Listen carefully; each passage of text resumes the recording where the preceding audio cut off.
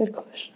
I'm over here trying to match the questions. So, okay, going on, I myself am a Catholic, and Catholic tradition places a strong emphasis on both scripture and sacred tradition. Since much of your work focuses on historical reliability of scripture, how do you view the role of tradition in supporting the case for the resurrection? How do I put the role of tradition when it comes to the resurrection? And when you say tradition, what do you have in mind?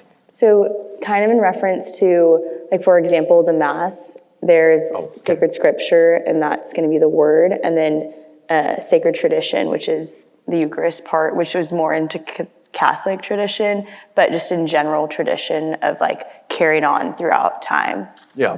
Well, like the tradition in 1 Corinthians 15, verses 3 through 7, that oral tradition, and we have more of that in the New Testament as well, stuff that predates the writing in which it's in. Yeah, I mean, that comes from the apostles. So, I'm into that. Now, I'm into that. I'm a Protestant. I'm not a Catholic. I have Catholic friends. I believe Catholics are believers. So I have no problem with that. Not every Catholic is an authentic Christian, just as not every Protestant is an authentic Christian.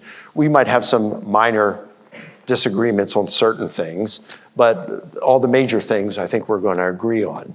So, but some of the traditions within the Catholic Church, I think that's going to come later. Just take, for example, what would be a good example? All right, the perpetual virginity of Mary, okay? So the Catholic doctrine is Mary remained a virgin for the rest of her life. Poor Joseph. He definitely got the short end.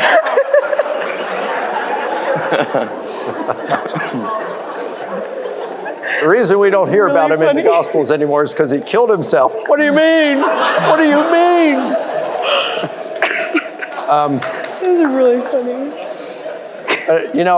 I wouldn't go with that because it's like it says in the Gospels that, okay, when he said, take Mary, the angel Gabriel said, take Mary to be your wife, then he took her, they got married, and he says he did not know her until they were married. And I think that preposition, until, is telling to me. He didn't have sexual relations with her until.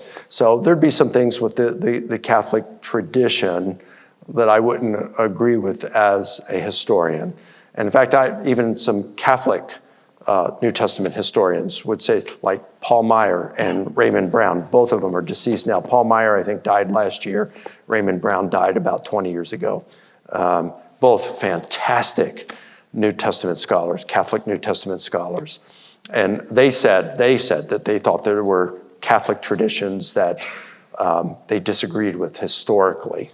They didn't think it was grounded in history. So, but the important stuff, I think we all agree on.